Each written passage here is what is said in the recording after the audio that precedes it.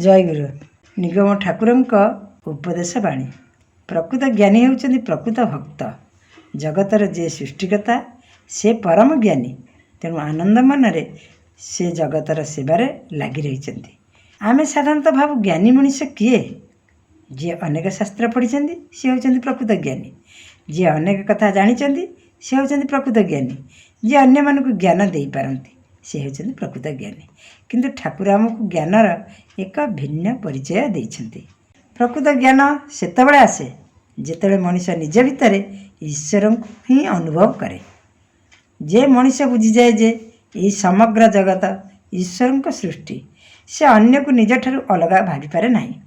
सेथिपाई प्रकृत ज्ञानी मनुष्य अहंकारी हुए नहीं।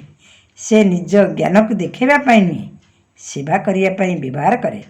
थारे भावंतु ना, जड़े व्यक्ति प्रतिदिन मंदिर को जाई पूजा करुछन्ति, भगवान का नाम जप करुछन्ति, किंतु घर बाहर जदि जड़े भूकिला मनुष्य ठिया होईची से तांको अणदेखा करि देउछि। अन्यपटे आउ जड़े मनुष्य अछन्ति जे बहुत बड़ पूजा करि पारु नाहंती, किंतु तांको सामने रे जेतेबेले जड़े असहाय मनुष्य आसे से निज सामर्थ्य अनुसार तांकर साहाय्य करन्ति। ताले प्रकृत भक्त किए?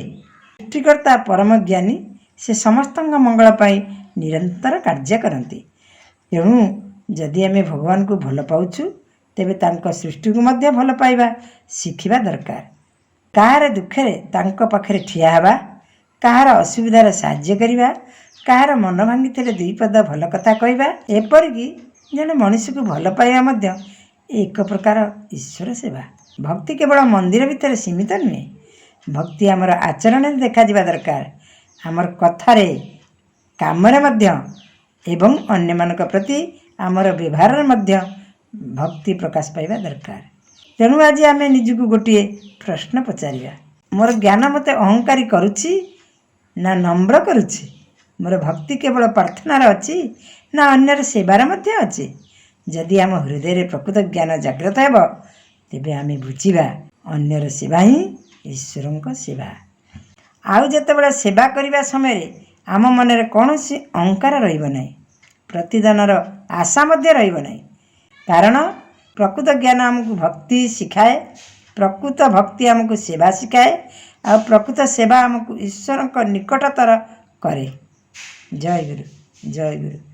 ठाकुरଙ୍କ पाद पद्म मोर अनंत कोटि प्रणाम।